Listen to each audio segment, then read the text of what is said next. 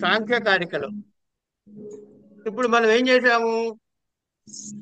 పంచమహాభూతాలతో స్థూల సృష్టి ఎలా జరిగింది, ఆ స్థూల సృష్టి మనకి భోగ్యము అనుభవించటానికి మనకొచ్చేది. అలాగే అవే పంచమహాభూతాలు ఈ స్థూల శరీరము ఎలా ఏర్పడుతుంది, ఏ ఏ పార్ట్లు ఏవేమిటి అని చెప్పుకుంటాం. అలాగే మన ధర్మాధర్మముల యొక్క ఫలితముగా సూక్ష్మ శరీరము అనుభవిస్తుంది. స్థూల శరీరము భోగాయతనము, ఈ ప్రపంచకమైన విషయాలు అనుభవించడానికి స్థూల శరీరం కావాలి. ఏ విధముగా అయితే చిత్రపటము తగిలించాలి అంటే గోడ ఆవశ్యకత ఉందో, అలాగే సూక్ష్మ శరీరానికి స్థూల శరీరము ఆధారము ఆవశ్యకము. సూక్ష్మ శరీరములో మార్పులు ఉండవు. స్థూల శరీరము పతనమవుతుంది. ఇప్పుడు సూక్ష్మ శరీరం ఏం చేస్తుంది? ఇంకో శరీరాన్ని వెతుక్కుంటుంది. అలా మారుతూ ఉంటుంది. కానీ సూక్ష్మ శరీరంలో ఏ మార్పు ఉండదు, స్థూల శరీరాలు మారుతూ ఉంటాయి. కనుక సూక్ష్మ శరీరము నిత్యము, స్థూల శరీరములు అనిత్యములు. ఇక్కడ దాకా వచ్చాం. ఇప్పుడు మనకు బుద్ధి వచ్చిందిగా. ఈ బుద్ధి అనేది కొన్ని సృష్టుల్ని చేస్తుందిట. దీన్నే బుద్ధి సృష్టి అంటారు. అందుకే సాంఖ్యుల ప్రకారం సృష్టి ఎన్ని రకాలంటే రెండు: భౌతికమైన సృష్టి, బుద్ధి సృష్టి. ఈ బుద్ధి సృష్టి ఎలా ఉంటుంది, దాని లక్షణం ఏమిటి, అది చేసే పని ఏమిటి అంటే, ఏష ప్రత్యయ సర్గో విపర్యయా శక్తికి సృష్టి సిద్ధాఖ్య గుణ వైషమ్య విమర్ద తస్య తస్య చ భేదాస్తు పంచాశత్.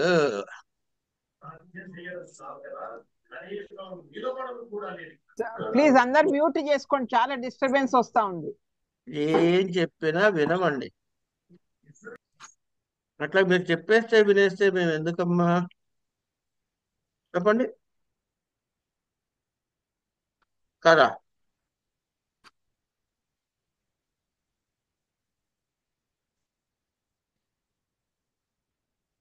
ఇది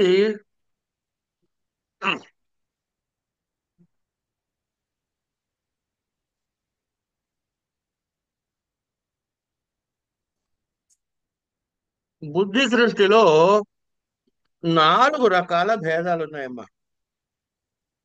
ఏష ప్రత్యయ సర్గో అంటే ఈ బుద్ధి వలన జరిగే దీనిలో విపర్యయ, అశక్తి, తుష్టి, సిద్ధి అనే పేరు కలిగినటువంటి 4 విధాలుగా చెప్పబడింది. అంటే ఏమిటది?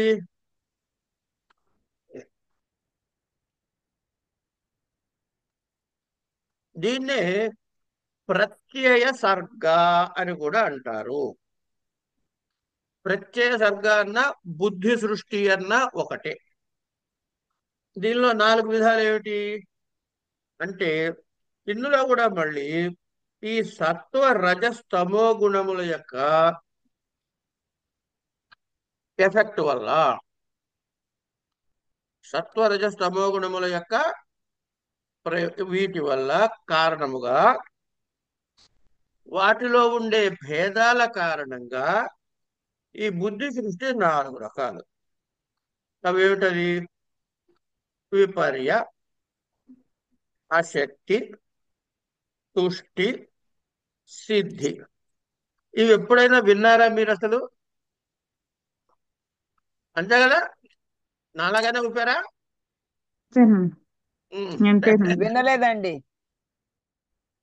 ఇవన్నీ మనకి నిత్యానుభవాలైన విషయాలే అమ్మా. కొన్ని లలితా సహస్రనామాల్లో వస్తాయండి ఈ పేర్లు కొన్ని. ఈ సిద్ధి అని ఇవన్నీ వస్తూనే ఉంటాయి. ఆ, విన్నా విన్నా. ఖడ్గమాల్లో వస్తున్నాయండి. అన్నిట్లో వస్తాయి. వింటూ విపర్యయ. ఇప్పుడు చెప్తా వినండి. ఇవన్నీ ఓ ఇవే అని అనకండి.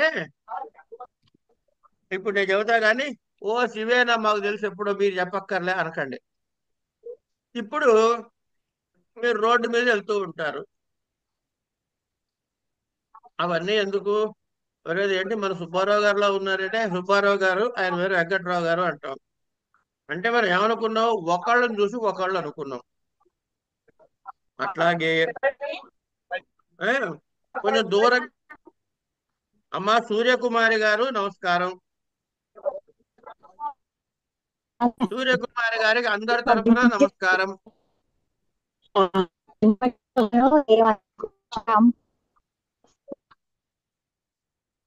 వినట్లే ఆవిడ.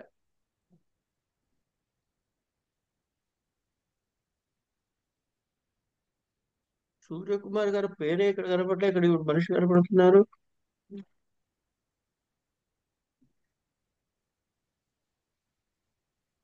సరే వెళ్ళండి. ఓ చెట్టు ఒక ఏదో దొంగ కనపడుతుంది.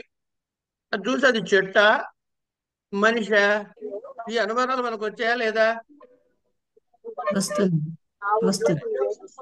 దానికి టెక్నికల్ గా పెట్టిన పేరు విపర్యయం. అయిపోయిందా? దానికి పెట్టిన పేరేంటి? విపర్యయం.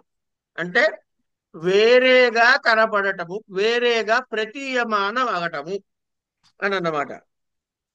దీన్నే సంశయ జ్ఞానము అని కూడా అంటాం. అయిన తర్వాత అశక్తి. అయిన తర్వాత ఇప్పుడు మనకి ఏం కలిగింది? ఎక్కడున్నాము? సంశయ జ్ఞానం దగ్గర ఉన్నాం. ఏమండి? ఇప్పుడు విపర్యాలు ఏం జరిగింది అనమాట? ఒక డౌట్ వచ్చింది. సుబ్బారావు గారా వెంకట్రావు గారా? చెట్ట మనిష? ఇప్పుడు చెట్ట మనిష వచ్చిన తర్వాత మనం కాసేపు కళ్ళజోడు మర్చిపోతాం. ఇంట్లో కళ్ళజోడు మర్చిపోతే డౌట్ అయితే వచ్చింది, కానీ డిసైడ్ చేయగలుగుతున్నారా? ఏమోనయ్యా కళ్ళజోడు ఎక్కడో పెట్టాను, అర్థం కావట్లేదు, అది మనిషో చెట్టు అంటావా అనవా? అంటే అది మన ఇన్ఎఫిషియన్సీయేనా? అంటే తగిన శక్తి లేదు, చూసే శక్తి లేదు. దాన్ని ఆసక్తి అన్నాడు. సో విపర్య అయిపోయింది, ఆసక్తి అయిపోయింది. ఇప్పుడు ఇంతకీ సంశయం వచ్చింది. ఏది? చెట్ట మనిష అని. దాన్ని ఏమన్నాము? విపర్యయం అన్నాం. తర్వాత ఏమైంది? కళ్ళజోడు మర్చిపోయాం కాబట్టి ఇదో అదో తెలుసుకోలేకపోతున్నాం కాబట్టి దాన్ని ఏమన్నాం? ఆసక్తి అన్నాం. ఇప్పుడు ఏం చేస్తాంటే అది తెలిస్తే అంత, తెలియకపోతే అంత, ఏదో ఉంటుంది బా అని పట్టించుకోవడం మానేస్తాం. అంటే నిర్ణయించడం చేత కాకపోగా ఇది తెలుసుకోవడం ఏమిట్లే, ఈ సంశయం నిర్వహించుకోవాలని కానీ అనిపించకపోవటము. దీన్ని ఏమంటాం? తుష్టి అంటాం. అన్నావా లేదా? లోపల ఏమైందిట? ఓ పక్షి ఎగురుకుంటూ వచ్చింది అక్కడికి. వచ్చి ఆ చెట్టు మీద వాలింది. చెట్టు అని కన్ఫర్మ్ అవుతుంది. అది సిద్ధి కలిగింది, మనకి సిద్ధి కలిగింది. ఓ కాకి వాలిందిగా, అది చెట్టు అన్నమాట. మనిషి అనుకున్న ఇన్నాళ్ళు అనుకుంటాం. ఇప్పుడు జ్ఞానోదయం అయింది. ఇవన్నీ ఎక్కడ జరిగాయి? బుద్ధి వల్ల జరిగాయి. బుద్ధి వల్లే. బుద్ధి లక్షణం ఏంటి? నిశ్చయాత్మక బుద్ధి. కనుక మనకి ఎన్ని రకాలు వచ్చాయమ్మా? ఇప్పుడు ఏమేమి పేర్లు చెప్పాను? 4 రకాలు. విపర్యయము, అశక్తి, తుష్టి, సిద్ధి. ఇప్పుడు మళ్ళీ ఒక్కొక్క దానిలో ఉన్న తేడాను చెబుతాడు. మనం ఈ 4 పట్టుకుందాం. బుద్ధి సృష్టిలో 4 పట్టుకుని ఒక్కొక్కటి చదువుకుంటున్నాం. ఏమిటవి? ఒక్క నెంబర్ గుర్తుపెట్టుకోండి. 50. ఎన్ని? 50. ఈ 4 పేర్లు ఒకసారి చెప్పండి అమ్మా నాకు. విపర్యయ, అశక్తి, తుష్టి, అదేమో సిద్ధి. అశక్తి, తుష్టి, సిద్ధి. ఈ 4 కొన్ని కొన్ని భేదాలు ఉంటాయి. ఈ మొత్తం టోటల్ భేదాలు కలిపి 50. ఓకే. ఓకే. 100 రూపాయి. మీకు శుభవార్త ఏంటంటే దయచేసి 50 పేర్లు నోటికి చేయమని నేను చెప్పబోవటం లేదు. అస్తు. ఎంత మంచిదే. మంచివాడిని కదా. చాలా. అవును. ఈ 4 వస్తే చాలండి, 50 రాకపోయినా. 4 వచ్చా ఏదమ్మా? ఈ 4 వస్తే చాలు, 50 సంగతి తర్వాత. ఈ 4 ఒక్కొక్క దానిలో భేదాలు ఉన్నాయి. విపర్య ఉందనుకోండి, విపర్యలో 5 రకాల భేదాలు ఉన్నాయి. ఓకే. ఉమ్. విపర్యని 5 మళ్ళీ రకాల భేదాలు ఉన్నాయి. 47వ కారికి చూడండి. ఉమ్. పంచ విపర్య భేద విపర్యయ భేద భవంత్యశక్తిశ్చ కరణ వైకల్యాత్ అష్టావింశతి భేదా తుష్టిర్ నవధాష్ట సిద్ధి. అయిపోయింది. ఏం చెప్పాడు? విపర్యలో 5 భేదాలు ఉన్నాయ్యా. అశక్తిలో ఏమన్నా అష్టావింశతి. 28 భేదాలు ఉన్నాయ్యా. ఉమ్. తుష్టిలో 9 భేదాలు ఉన్నాయ్యా. ఏమండి? సిద్ధి. సిద్ధులు 8 ఉన్నాయ్యా అన్నాడు. ఉమ్. వీటిలో భేదాలు ఏంటో తర్వాత చెబుతాడు. 48 చూడండి.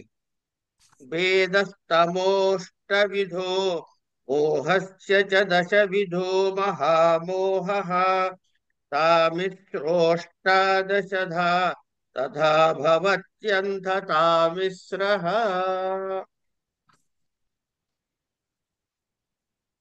ఇప్పుడు విపర్యయని భేదాలు చెబుతున్నాడు.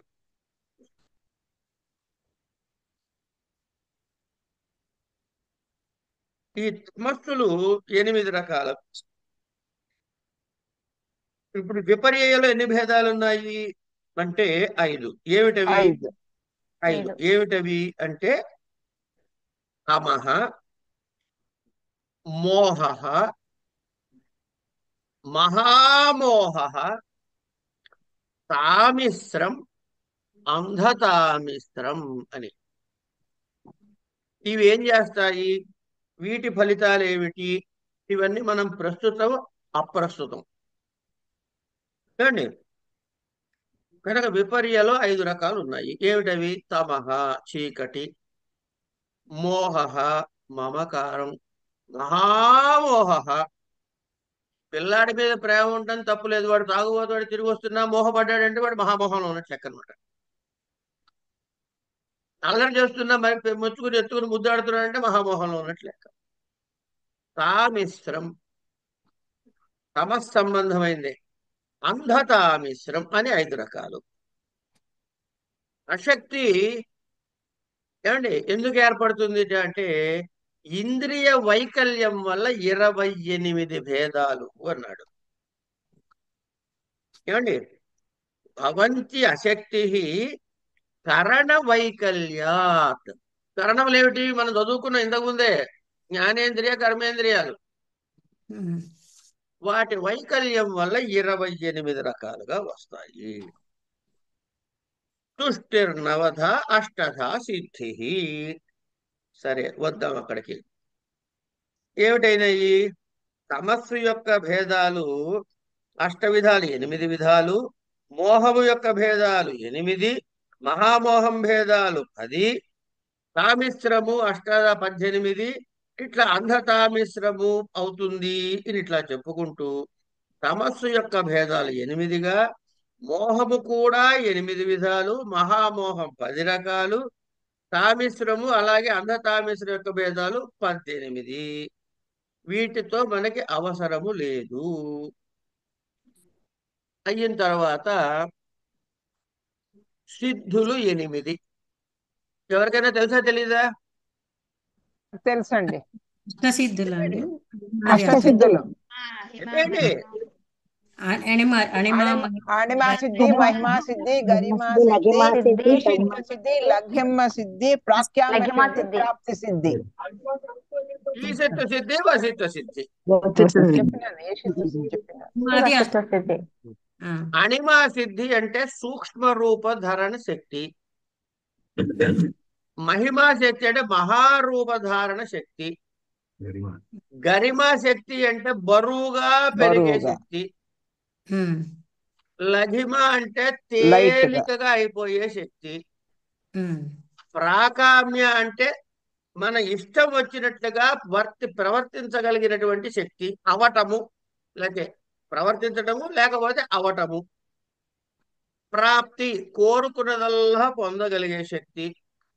ఈశిత్వము అధికారము, ఇతరులపై మంచి అధికారము కలిగి ఉండుట. వశిత్వము ఇతరులను వశము చేసుకునుట. అయింది. ఇవి ఆంజనేయుడు పొందాడు కదండి, ఆంజనేయుడు ఆంజనేయుడు అనంతకృష్ణ ఇద్దరు ఒకటే. అష్టసిద్ధులు, అదే అష్టసిద్ధులన్నీ పొందాడు. ఆ, అంటే అష్టసిద్ధి అందులో ఏమైనా నవనిధికే దాత. అదే హనుమాన్ చాలీసాలో వస్తుంది. మాట అష్టసిద్ధి అష్టవరదిన జానకి మాత ఆ, అష్టసిద్ధి నవనిధికే దాత నవనిధికే అసవర దాత దీన జానకి మాత. అష్టవరదిన ఓకే, జానకి మాత. అంతే. కనుక ఈ అణిమా సిద్ధులు అష్టసిద్ధుల గురించి మనం చెప్పుకున్నాం. ఏమండి? ఉమ్, అయిన తర్వాత అణిమా సిద్ధి అంటే ఏం జరుగుతుంది? ఇవన్నీ మీకు ఎక్కువ అక్కర్లేదమ్మా, దీని మీద ఎక్కువ మనసు పెట్టుకోకండి. ఈ 5 విపర్యయంలో ఉన్న 5 భేదాలు ఏమిటవి? తమః, మోహ, మహామోహ, తామిశ్ర, అంధతామిశ్ర. అర్ధాంతరామిశ్ర. ఇవి ఎట్లా ఏర్పడ్డాయి అంటే, మోహం. మోహం అంటే ఏమిటి? మనకి ఈ అష్టసిద్ధులు సిద్ధిస్తాయి. అష్టసిద్ధులు వచ్చాయండి. తమస్సు అంటే ఏంటి చెప్పుకోవాలి ముందు. తమః అంటే ఏమిటి? విపర్యయ అంటే ఏంటని అనుకున్నామండి? ముందు విపర్యయ చెప్పండి. సంశయం. సంశయం ఆహా. అనుకున్నాం కదా. సంశయం. అంటే అనుకున్నాం, అదే అనుకుందాం. సంతజ్ఞానం. ఇప్పుడు ఇప్పుడు ఒక్క నిమిషం వినండి. ఈ సంశయాన్ని, చెట్టు, మనిషిని తీసి పక్కన పెట్టండి. మనం ఏమనుకుంటున్నాము?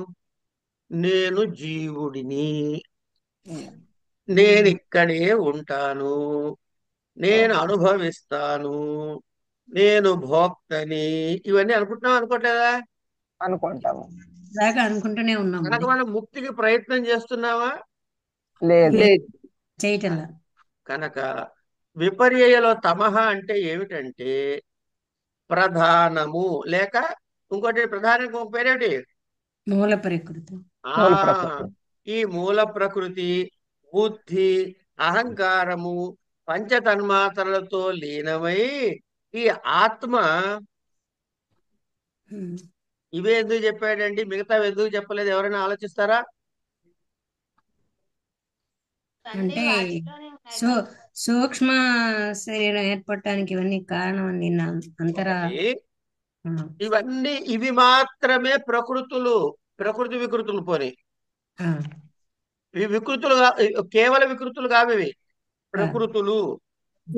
ఇవి ఏమనుకుంటున్నాయి? ఆత్మతో కలిసి నేను ముక్తుణ్ణి అనుకుంటూ ఉంటాయి, కానీ అది నిజానికి ముక్తి పొందవు. ఇది విపర్యగా.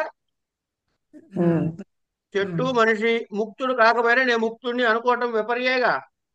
అవును. కానీ ఇది తమః అనే క్లాసిఫికేషన్. మోహము అంటే ఏమిటి అంటే అణిమాది అష్టసిద్ధులు పొంది, అబ్బా ఇవి బాగున్నాయి ఇక్కడ,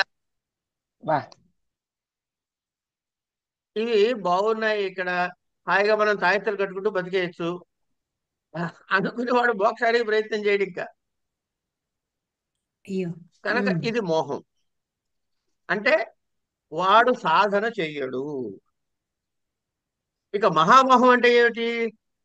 శబ్ద స్పర్శాది 5 కూడా దేవతములు ఇచ్చే సుఖ విషయాలు, సూక్ష్మ రూపాలు, మానవు కూడా సుఖ రూపాలు ఇస్తాయి అని మానవులు ఈ 5 సుఖ దుఃఖాల స్థూల రూపాలు అంటే దేవ మానవ సంబద్ధమైనవి. ఈ శబ్ద స్పర్శాది వీటితోటి ఉన్న దేవతా రూపములుగా ఆ సుఖాల్లో వాటిలో పడి కొట్టేసుకోవటం. కామిశ్రమం అంటే అణిమాది అష్టవిధ ఐశ్వర్యములు, మహామోహంలో 10 కలిపి 18 భేదాలు. తామిశ్రంలోగా 15 భేదాలు ఇంకొంచెం విశేషంగా. ఇట్లా రకరకాల భేదాలు చెబుతారు. ఇంకా అశక్తి అంటే ఏమిటి? అశక్తి అంటే ఏకాదశేంద్రియవథా సహ బుద్ధివథైరశక్తిరుద్దిష్ట సప్తదశవథా బుద్ధే విపర్యయా తుష్టి సిద్ధీనా. మనసు, పంచేంద్రియాలు, జ్ఞానేంద్రియాలు, పంచ కర్మేంద్రియాలకు ఏర్పడినటువంటి వైకల్యాలు ఏవైతే ఉన్నాయో అవి బుద్ధి వైకల్యంతో కూడి అశక్తి ఏర్పడుతుంది. ఏమండి? అట్లాగే తుష్టి మరి సిద్ధుల విపర్యయ వల్ల, వాటి మార్పు వల్ల, అంటే ఉండాల్సిన విధంగా ఉండకపోవటం వల్ల అక్కడో 17 వస్తాయి. ఇవన్నీ కలిపి మనకి 28 అవుతాయి. అష్టావింశతి భేదా. కనుక ఇంద్రియాలు వాటి చెయ్యవలసినటువంటి విషయాల్ని గ్రహించలేకపోవటం వల్ల, చూపు సరిగ్గా ఆనకపోవటం, చెవు సరిగ్గా వినపడకపోవటం, ఇవన్నీ అశక్తులే కదమ్మా. అవును, ఆసక్తి. అది ఇట్లా 28. అంధతో ఉండొచ్చు, చెవుడు రావచ్చు, లేకపోతే స్పర్శ తెలియకపోవచ్చు, రుచి తెలియకపోవచ్చు, వాసన తెలియకపోవచ్చు, మూగ కావచ్చు. ఏమండి? ఇట్లా కుంటితనం రావచ్చు. ఇట్లా రకరకాలైనటువంటి ఆ, వ్యాధులు వాటి రూపాల్లో ఉంటాయి అశక్తి. ఇక తర్వాత 50వ కారిక ఆధ్యాత్మికస్తస్ర ఆధ్యాత్మిక్య ఆధ్యాత్మిక్యచతస్రః ప్రకృత్యుపాదాన కాల భాగ్యాఖ్యాః బాహ్య విషయో పరమా పంచనవతుష్టయోభిమతాః.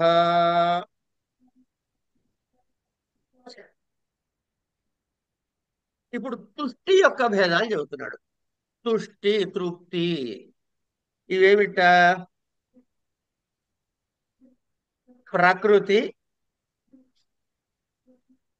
ప్రకృత్యుపాదాన కాలభాగ్యాఖ్యాః.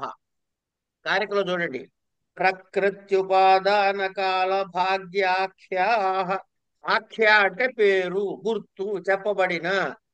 తమరు అని ఎవరు అనుకోండి, అహం అనంతకృష్ణాఖ్య అంట, అంటే నన్ను అనంతకృష్ణ అంటారండి అంటావే, అట్లా అనమాట.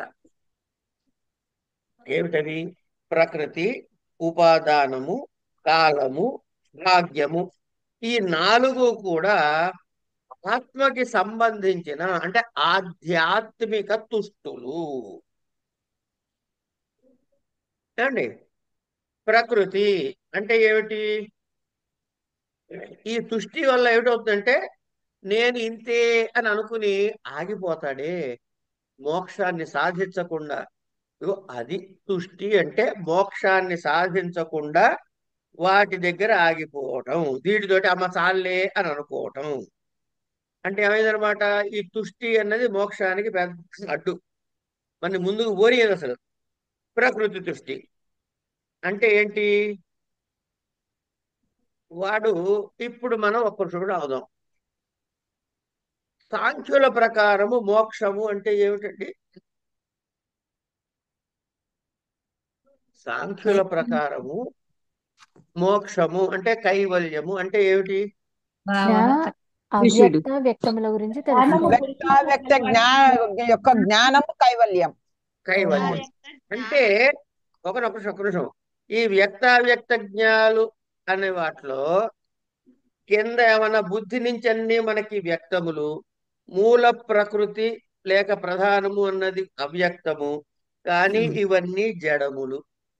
ఉమ్, ఉమ్. ఉమ్. పురుషుడు నా ప్రకృతి చేతన నా వికృతి. ఇది ఏమండి? ఈ ప్రధానము కూడా దాటి పురుషుడి యొక్క జ్ఞానము కూడా కలిగితే కైవల్యం. కైవల్యం. ఉమ్, ఇప్పుడు నేను పురుషుడి యొక్క జ్ఞానం తెలుసుకోను, మూల ఉమ్. ప్రకృతి వరకు తెలుసుకున్నా, నాకు కైవల్యం వచ్చినట్ట రానట? రానట్టే. రాలేదు, రాలేదు. ఉన్నట్టే. రానట్టే కదండి, కన్ఫర్మ్ కదా, టికెట్ కన్ఫర్మ్, రానట్టే. ఆ, కానట్టే. ఉమ్. నేనేం చేస్తాను? ప్రకృతి తుష్టి అన్నాడు అంటే నాకు మూల ప్రకృతి వరకు అర్థమైపోయింది, జ్ఞానం కలిగింది. ఉమ్. ఇక అవుదానిలే, ఇక్కడ చాలేరా, ఇప్పుడు ప్రకృతి తెలిసిందిగా అని అయిపోయా నేను. ఇప్పుడు నాకు కైవల్యం వస్తుందా రాదా? రాదు, రాదు. అది రాదు. మూల ప్రకృతి తుష్టి అంటే. ఏమండి? ఉపాదాన తుష్టి. ఉపాదాన తుష్టి అంటే ఏమిటంటే, ఇప్పుడు ఓ సన్యాసం తీసుకోవాలనుకోండి కాసేపు, ఏమండి? వాడికి ఏముండాలి? జ్ఞానం కలిగి ఉండాలి, తత్వ విచారణ తెలిసి ఉండాలి, జీవ బ్రహ్మైక్యముల యొక్క భేదము ఐక్యము తెలిసి ఉండాలి.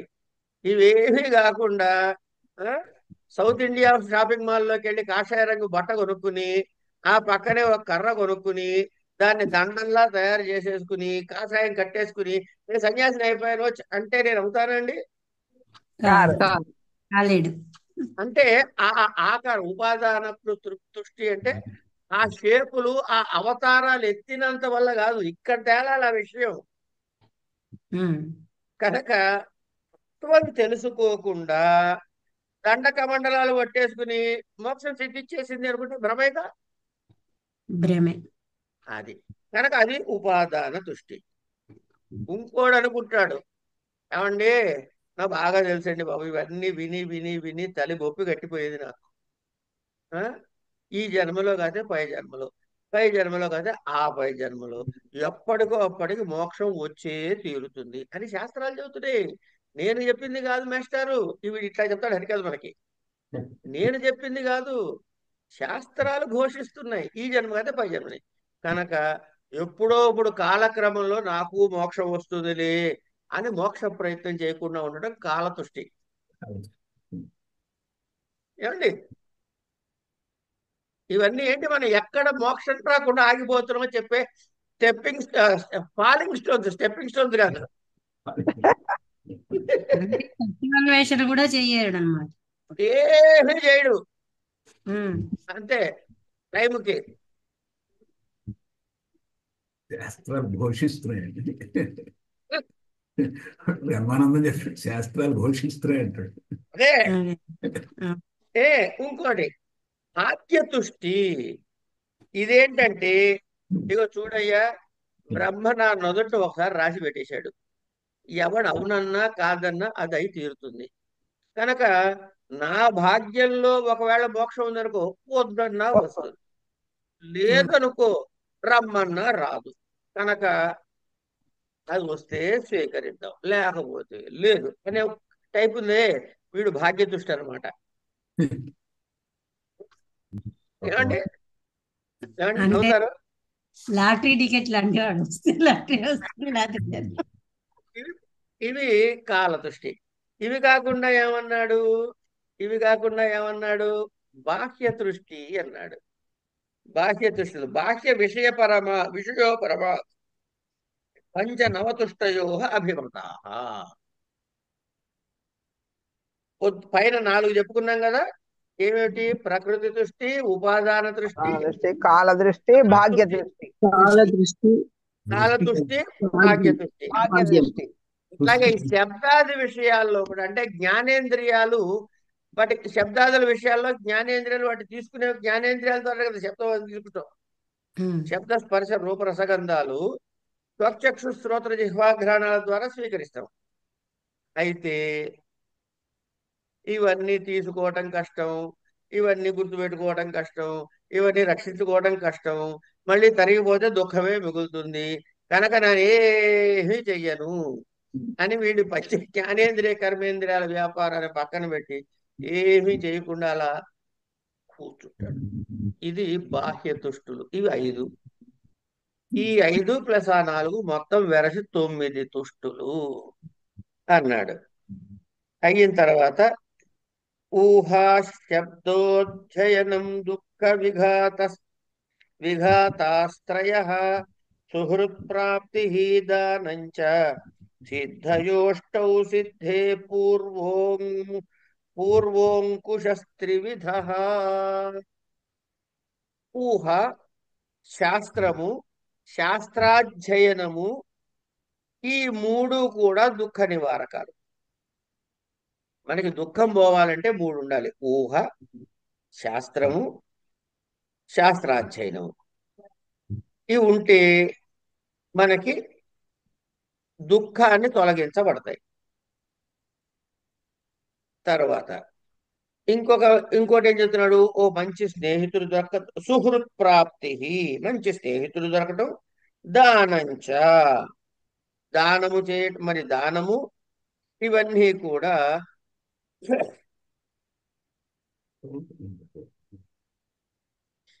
అట్లాగే ఈ ఇవి ఇవి 8 సిద్ధులు గల వీటి పూర్వము 3 విధాలుగా అంకుశమున్నది అంటున్నాడు. అంకుశము అంటే ఏంటి అండి? ఏదైనా మన కంట్రోల్లో ఉంచుకునేటటువంటిది.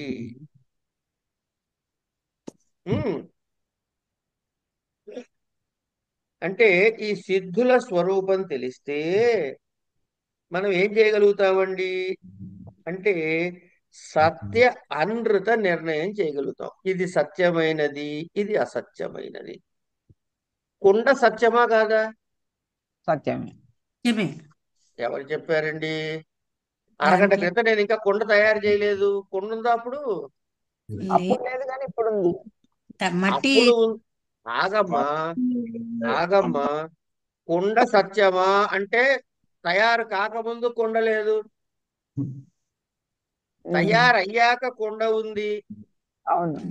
ఈ లోపల పిల్లాడు పరిగెత్తుకొచ్చి కుండ మీద ఢాబాను పెడితే అది కాల్చక ముందు మట్టి అయిపోయింది, మళ్ళీ పగిలిపోయింది. అవును. ఆ తర్వాత లేదు.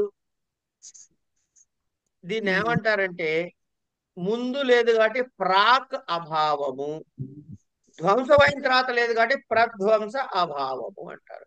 కనుక కుండ పర్మనెంటా? కాదు.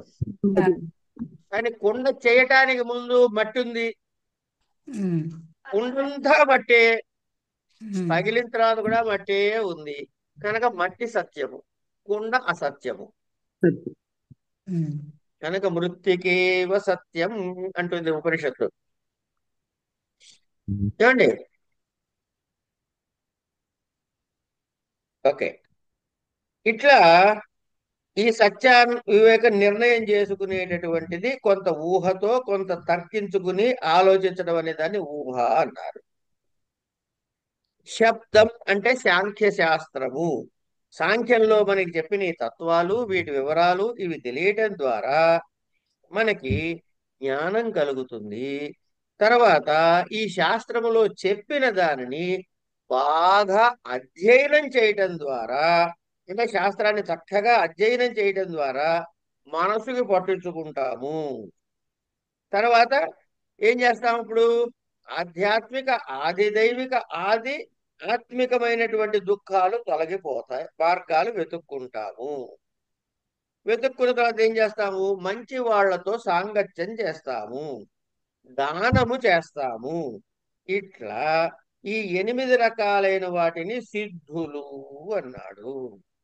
ఇవన్నీ మోక్షానికి ఉపకరించేవి.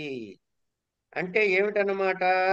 ఈ సిద్ధులు సమకూరక ముందే ఉండేటటువంటి విపర్య, అశక్తి, తుష్టి అనే ఈ 3 కూడా ఏనుగుని ఏ విధంగా అయితే వశం చేసుకుంటావో అంకుశంతో, మానవుణ్ణి అవి వశం చేసుకుంటాయి. ఏది? ఈ సిద్ధులు సమకూరక ముందు. ఒకసారి ఎప్పుడైతే ఊహ, శబ్దము అంటే సాంఖ్యశాస్త్రము తెలిసి అధ్యయనం చేస్తామో ఇవన్నీ పోతాయి. న వినా భావైర్లింగం న వినా లింగేన భావ నివృత్తి లింగాఖ్యో భావాఖ్యస్తస్మాత్ ద్విధ ప్రవర్తతే సర్గః. భావము లేక లింగము అంటే రూపము, ఆకారము లేదు. లింగము లేక భావాలు ఉండవు. కనుక లింగము అంటే అనబడేది భావము అనబడే ఈ రెండు విధాల ద్వారా సృష్టి జరుగుతుంది. అంటే కనపడే సృష్టి, బుద్ధి సృష్టి, రెండు రకాల సృష్టిలు ఉన్నాయ్యా అని మనకి సాంఖ్య కారికలో చెప్పారు. ఇక్కడితో 52వ కారిక కూడా పూర్తయింది. స్వస్తి ప్రజాభ్య పరిపాలయంత. ఇక నా బాధ్యత అయిపోయింది, మీ బాధ్యత పెరిగింది. భవతు లోక సమస్త సుఖినో భవంతు. సుఖినో భవంతు. మహామోహము తామిశ్రం, అంధత తామిశ్రం, కొంచెం మళ్ళీ ఒకసారి చెప్పండి సార్, క్లియర్. అవి 5 పేర్లు మాకు గుర్తుపెట్టుకుని మర్చిపోండి. Okay sir. ఇవన్నీ మిమ్మల్ని పరీక్షలో అడగరు. ఓకే. ఎన్ని రకాలు అంటారంతే.